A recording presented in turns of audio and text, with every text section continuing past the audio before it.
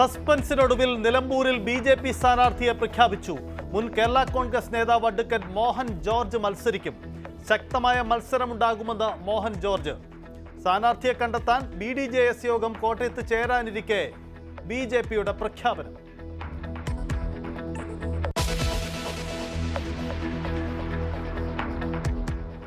കോൺഗ്രസിന് വഴങ്ങാതെ അൻവർ നിലമ്പൂരിൽ മത്സരിക്കും. നാളെ പത്രിക നൽകും. അല്പസമയത്തിനുള്ളിൽ മാധ്യമങ്ങളെ കാണും. അർദ്ധരാത്രിയിൽ അൻവറിനെ അനുനയിപ്പിക്കാനുള്ള കോൺഗ്രസിന്റെ നീക്കം പാളി.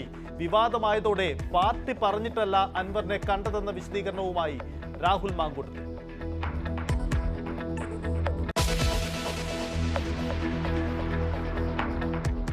മുഖ്യമന്ത്രി എത്തുന്നതോടെ നിലമ്പൂർ പ്രചാരണ കൊഴുപ്പിലേക്ക്. ഇടക്കരയിൽ സ്വരാജിന്റെ റോഡ് ഷോ ഇന്ന്. UDF തെരഞ്ഞെടുപ്പ് കമ്മിറ്റി ഓഫീസ് PK കുഞ്ഞാലിക്കുട്ടി ഉദ്ഘാടനം ചെയ്യും.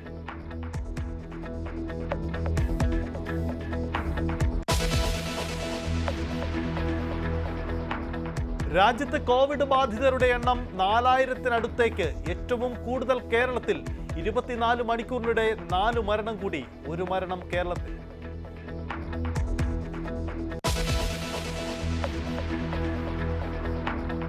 വേനൽ അവധിക്ക് ശേഷം സ്കൂളുകൾ നാളെ തുറക്കും. ഒരുക്കങ്ങൾ പൂർണ്ണം. സംസ്ഥാനതല ഉദ്ഘാടനം ആലപ്പുഴയിൽ മുഖ്യമന്ത്രി നിർവഹിക്കും.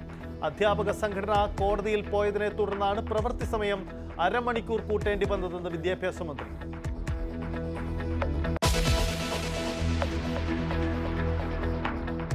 ജ്യോതി മൽഹോത്രയുടെ കേരള സന്ദർശനത്തിൽ അന്വേഷണം വിപുലമാക്കി ഏജൻസികൾ.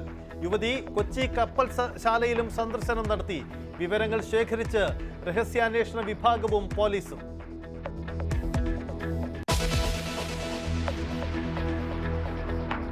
പാകിസ്ഥാൻ ക്രിക്കറ്റ് താരം അഫ്രിദിക്ക് സ്വീകരണമൊരുക്കിയ സംഭവത്തിൽ കേന്ദ്രത്തിന് പരാതി.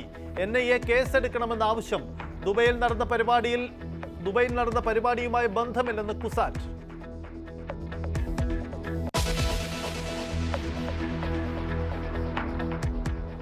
സംസ്ഥാനത്ത് അതിശക്തമായ മഴയ്ക്ക് നേരിയ ശമനം. 5 ദിവസം കൂടി മഴ തുടരുമെന്ന് മുന്നറിയിപ്പ്. ഇന്ന് 4 ജില്ലകളിൽ യെല്ലോ അലേർട്ട്.